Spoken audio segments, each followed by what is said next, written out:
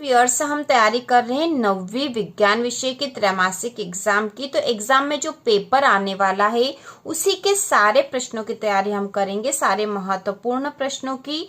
तो सबसे पहले हम देखेंगे सही विकल्प वाले प्रश्न। इसमें पहला प्रश्न है, पदार्थ की कितनी अवस्थाएं होती है? तो इसका उत्तर होगा 3। पदार्थ की 3 अवस्थाएं होती है, ठोस, द्रव और गैस। इसके बाद दूसरा है, पदार्थ की किस अवस्था में कणों के मध्य न्यूनतम रिक्त स्थान होता है? तो इसका उत्तर आएगा ठोस। पदार्थ की किस अवस्था में कणों के मध्य न्यूनतम रिक्त स्थान होता है? तो ठोस अवस्था में न्यूनतम रिक्त स्थान होता है। इसके बाद अगला है, पदार्थ की किस अवस्था में किसी वस्तु का एक निश्चित आकार, स्पष्ट सीमाएं, नगण्य संपीड्यता होती है? तो इसका उत्तर भी आएगा ठोस। इसके बाद अगला चौथा है, पदार्थ की वह अवस्था जिसमें द्रव्य का आकार नहीं परंतु आयतन निश्चित होता। तो आयतन निश्चित होता है द्रव में, आकार निश्चित नहीं होता लेकिन आयतन निश्चित होता है द्रव में। इसके बाद अगला है, न्यूनतम विसरण का गुण पाया जाता है। तो न्यूनतम विसरण का गुण पाया जाता है ठोस में। तो इसका उत्तर आएगा ठोस। और इसके बाद अगला है, गैसों के किस गुण के कारण उन्हें सिलेंडर में भरकर रखा जा सकता है? तो इसका उत्तर आएगा संपीड्यता। संपीड्यता के गुण के कारण उन्हें सिलेंडर में भरकर रखा जा सकता है। इसके बाद अगला प्रश्न है, 2 या 2 से अधिक पदार्थों का समांगी मिश्रण कहलाता है। तो 2 या 2 से अधिक पदार्थों का समांगी मिश्रण कहलाता विलयन। दूसरा है, विलयन का वह घटक जिसकी मात्रा दूसरे से अधिक होती है और जो दूसरे घटक को विलयन में मिलाता है उसे कहते हैं। तो जो दूसरे घटक को विलयन में मिलाता है उसे कहते हैं विलायक। ठीक है, विलायक। इसके बाद अगला है टिंचर आयोडीन के विलयन में विलय है। तो टिंचर आयोडीन के विलयन में विलय है आयोडीन। अगला है, सोडा जल विलयन में विलय होता। तो सोडा जल विलयन में विलय होता CO2 मतलब कार्बन डाइऑक्साइड। इसके बाद अगला है, वायु एक विलयन है। तो वायु विलयन है गैस में गैस का। इसके बाद अगला प्रश्न है, 2 नंबर वाले प्रश्नों में आ सकता, शुद्ध पदार्थ क्या है? तो इसका उत्तर है, ऐसे पदार्थ जिनमें मौजूद सभी कण समान रासायनिक प्रकृति के होते हैं शुद्ध कहलाते हैं। एक शुद्ध पदार्थ एक ही प्रकार के कणों से मिलकर बना होता है। तो शुद्ध पदार्थ क्या है में हम लिखेंगे, ऐसे पदार्थ जिनमें मौजूद सभी कण समान रासायनिक प्रकृति के होते हैं शुद्ध कहलाते हैं। एक शुद्ध पदार्थ एक ही प्रकार के कणों से मिलकर बना होता है। इसके बाद अगला है, क्या हमारे आसपास के पदार्थ शुद्ध है? तो हम लिखेंगे, जब हम अपने चारों ओर देखते हैं तो पाते हैं कि सभी पदार्थ 2 या 2 से अधिक शुद्ध अवयवों के मिलने से बने हैं। उदाहरण के लिए समुद्र का जल, खनिज, मिट्टी आदि सभी मिश्रण हैं। इसी प्रकार से अन्य विभिन्न वस्तुएं जैसे दूध, जल, वसा आदि भी मिश्रण हैं। यह सभी वस्तुएं विभिन्न पदार्थों के मिश्रण है अतः शुद्ध नहीं है। इसके बाद अगला प्रश्न है, निलंबन किसे कहते हैं? तो इसका उत्तर है, यह विषमांगी मिश्रण है। ठीक है, यह विषमांगी मिश्रण है जिसमें विलय पदार्थ के कण घुलते नहीं हैं बल्कि माध्यम की समष्टि में निलंबित रहते हैं। ये कण आंखों से देखे जा सकते हैं। तो निलंबन किसे कहते हैं? उसका उत्तर है, यह विषमांगी मिश्रण है जिसमें विलय पदार्थ के कण घुलते नहीं हैं बल्कि माध्यम की समष्टि में निलंबित रहते हैं। ये कण आंखों से देखे जा सकते हैं। इसके बाद अगला प्रश्न है, तत्व किसे कहते हैं? तो इसका उत्तर होगा, एक ही प्रकार के परमाणुओं से मिलकर बने पदार्थ तत्व कहलाते हैं। एक ही प्रकार के परमाणुओं से मिलकर बने पदार्थ तत्व कहलाते हैं, जैसे सोना, चांदी, तांबा, लोहा, एल्यूमिनियम आदि। तो एक ही प्रकार के परमाणुओं से मिलकर बने पदार्थ तत्व कहलाते हैं। इसके बाद अगला है, यौगिक किसे कहते हैं? तो इसका उत्तर है, यौगिक जो है 2 या 2 से अधिक तत्वों के निश्चित अनुपात में मिलने से बने पदार्थ जिनके गुण अपने अवयवी तत्वों के गुणों से सर्वथा भिन्न होते हैं यौगिक कहलाते हैं, जैसे जल, कार्बन डाइऑक्साइड, नमक या सोडियम क्लोराइड आदि। बाद अगला प्रश्न हम तैयार करेंगे, पादप कोशिका और जंतु कोशिका में तुलना करो। वेरी इंपॉर्टेंट क्वेश्चन है यह। तो इसमें कोई से 3 पॉइंट हम याद करेंगे केवल। पादप कोशिका पादपों में पाई जाती है, जबकि जंतु कोशिका जंतुओं में पाई जाती है। दूसरा है पादप कोशिका में कोशिका भित्ति उपस्थित होती है, जबकि जंतु कोशिका में कोशिका भित्ति अनुपस्थित होती है।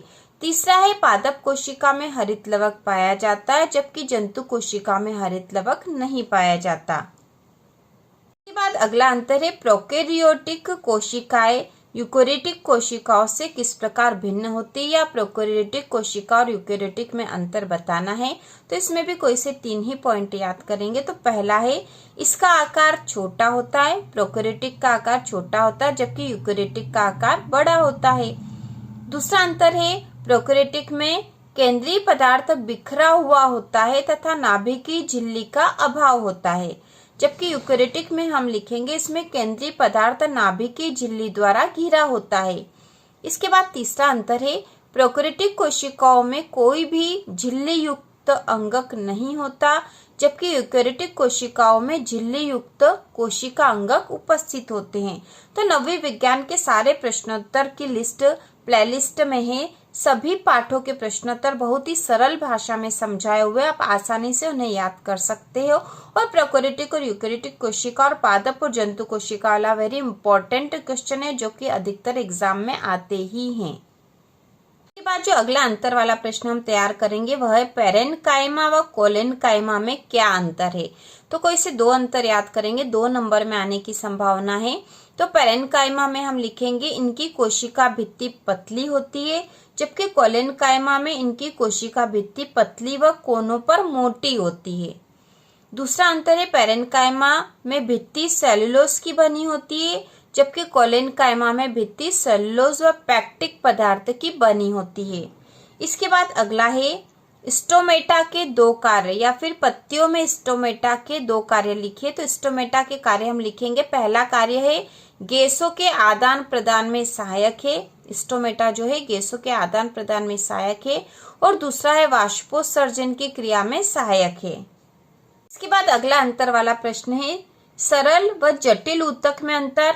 तो इसमें हम अंतर तैयार करेंगे। पहला अंतर है सरल और जटिल ऊतक में यह एक तरह की कोशिकाओं का बना होता है। सरल ऊतक जो होता है एक तरह की कोशिकाओं का बना होता है, जबकि जटिल ऊतक यह एक से अधिक प्रकार की कोशिकाओं का बना होता है। इसके बाद सरल ऊतक में यह एक समान कार्य करते हैं, जबकि जटिल ऊतक में यह एक से अधिक प्रकार के कार्य करते हैं। इसके बाद सरल ऊतक में तीसरा हम लिखेंगे पौधों को सहारा प्रदान करते हैं और भोजन का भंडारण करते हैं, जबकि जटिल ऊतक में यह संवहन का कार्य करते हैं। तो सरल ऊतक के जो अंतर वाले हैं वह यह एक तरह की कोशिकाओं का बना होता है, ये एक समान कार्य करते हैं, यह पौधों को सहारा प्रदान करते हैं व भोजन का भंडारण करते हैं। जबकि जटिल ऊतक में एक से अधिक प्रकार की कोशिकाओं का बना होता है, ये एक से अधिक प्रकार के कार्य करते हैं, यह संवहन का कार्य करते हैं। बाद अगला अंतर वाला प्रश्न है जाइलम और फ्लोएम में अंतर। तो जाइलम में हम लिखेंगे जल व खनिज लवणों का संवहन करता है, जबकि फ्लोएम भोज्य पदार्थों का संवहन करता है। इसके बाद दूसरा है जाइलम में इसके द्वारा संवहन क्रिया नीचे से ऊपर की ओर होती है, जबकि फ्लोएम में इसके द्वारा संवहन क्रिया ऊपर से नीचे की ओर होती है। इसके बाद तीसरा अंतर है जाइलम में हम लिखेंगे निर्जीव ऊतक है, जबकि फ्लोएम में यह सजीव ऊतक है। अगला अंतर वाला प्रश्न है मिश्रण एवं यौगिक में अंतर लिखिए। तो यह भी आता ही है एग्जाम में, मिश्रण और यौगिक में अंतर। मिश्रण में हम लिखेंगे 2 या 2 से अधिक शुद्ध पदार्थों के द्वारा बिना रासायनिक क्रिया के निर्मित पदार्थ मिश्रण होता है। 2 या 2 से अधिक शुद्ध पदार्थों के द्वारा बिना रासायनिक क्रिया के निर्मित पदार्थ मिश्रण होता है, जबकि यौगिक में 2 या 2 से अधिक तत्वों के रासायनिक क्रिया के फलस्वरूप निर्मित पदार्थ यौगिक होता है। 2 या 2 से अधिक तत्वों के रासायनिक क्रिया के फलस्वरूप निर्मित पदार्थ यौगिक होता है। इसके बाद दूसरा, इसमें घटकों के गुण विद्यमान होते हैं। मिश्रण जो होता है इसमें घटकों के गुण विद्यमान होते हैं, जबकि यौगिक में इसमें घटकों के गुण सदैव भिन्न होते हैं। तीसरा अंतर है मिश्रण में हम लिखेंगे इसमें घटकों को भौतिक विधियों द्वारा सुगमता से पृथक किया जा सकता है। मतलब ये जिन घटकों से मिलकर बना होता है उसको भौतिक विधियों से अलग अलग फिर से हम कर सकते हैं, जबकि यौगिक में हम लिखेंगे इसके घटकों को भौतिक विधियों द्वारा पृथक नहीं किया जा सकता। इसके बाद जो अगला महत्वपूर्ण प्रश्न है वह है पादप कोशिका का स्वच्छ नामांकित चित्र बनाइए। तो पादप कोशिका या फिर जंतु कोशिका का चित्र वाला प्रश्न एग्जाम में आता है। पादप कोशिका और जंतु कोशिका वेरी इंपॉर्टेंट है, तो आपको याद कर लेना चाहिए पादप कोशिका का नामांकित चित्र, और इसके अंतर वाला प्रश्न भी आता ही है। इसके बाद अगला प्रश्न है जब कोई गतिशील बस अचानक रुकती है तो आप आगे की ओर झुक जाते हैं, क्यों? तो इसका उत्तर है गतिशील बस के साथ उसमें उपस्थित संपूर्ण वस्तु, व्यक्ति आदि बस के वेग से ही गतिशील रहते हैं। ब्रेक लगाए जाने पर बस के साथ साथ सीट भी विराम अवस्था में आ जाती है, परंतु हमारा शरीर गति के जड़त्व के कारण गति अवस्था में ही बना रहता है, अतः हम आगे की ओर झुक जाते हैं। तो यह भी महत्वपूर्ण प्रश्न है। इसके बाद है गति का प्रथम नियम लिखिए। तो इसका उत्तर है प्रत्येक वस्तु स्थिर है तो स्थिर ही रहेगी, और गतिशील है तो उसी चाल से उसी दिशा में गतिशील रहती है जब तक कि उस पर बाह्य बल कार्यरत ना हो। इसके बाद अगला प्रश्न है गति का प्रथम नियम लिखिए। तो इसका उत्तर है प्रत्येक वस्तु स्थिर है तो स्थिर रहती है, और गतिशील है तो उसी चाल से उसी दिशा में गतिशील रहती है जब तक कि उस पर बाह्य बल कार्यरत ना हो। अगला प्रश्न है संवेग संरक्षण का नियम लिखिए। तो इसका उत्तर है किन्हीं दो वस्तुओं के निकाय का कुल संवेग संरक्षित रहता है जब तक कि उन पर कोई बाह्य असंतुलित बल कार्य न करे। वस्तुओं की आपसी टक्कर में इनका संवेग चाहे बदल जाए पर दोनों के संवेगों का योग नियत रहता है। इसके बाद अगला प्रश्न है कोई क्रिकेट खिलाड़ी गेंद को कैच करते समय अपने हाथों को पीछे की ओर क्यों खींच लेता है, स्पष्ट कीजिए। तो इसका उत्तर है क्रिकेट खिलाड़ी कैच लपकते समय हाथ पीछे की ओर खींच लेता है। ऐसा करने से खिलाड़ी गेंद के वेग को शून्य करने में अधिक समय लेता है। इस प्रकार गेंद के संवेग में परिवर्तन की दर कम हो जाती है, अर्थात गेंद को रोकने में कम बल लगाना पड़ता है। अतः तेज गति से आ रही गेंद का प्रभाव हाथों पर कम पड़ता है। अगर गेंद को अचानक रोका जाता है तो बहुत कम समय में गेंद का वेग शून्य हो जाएगा, अर्थात गेंद के संवेग में परिवर्तन की दर अधिक होगी, इसलिए कैच लपकने में अधिक बल लगाना पड़ेगा जिसके कारण हाथों में चोट भी लग सकती है। इसके बाद अगला प्रश्न है औसत चाल किसे कहते हैं। तो इसका उत्तर है किसी वस्तु द्वारा तय की गई कुल दूरी तथा इस दूरी को तय करने में लगे समय का अनुपात को औसत चाल कहते हैं। तो औसत चाल बराबर तय की गई दूरी तय करने में लगा कुल समय।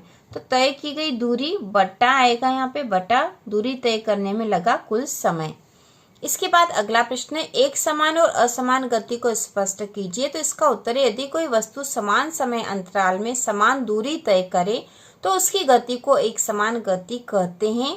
यदि कोई वस्तु समान समय अंतराल में असमान दूरी तय करे तो इसे असमान गति कहते हैं। इसके बाद अगला है एक समान वृत्तीय गति किसे कहते हैं।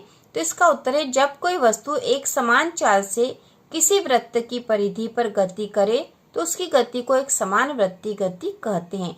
तो इस प्रकार से विज्ञान विषय के 2-2 नंबर वाले सारे इम्पोर्टेंट क्वेश्चन हमने कर लिए हैं।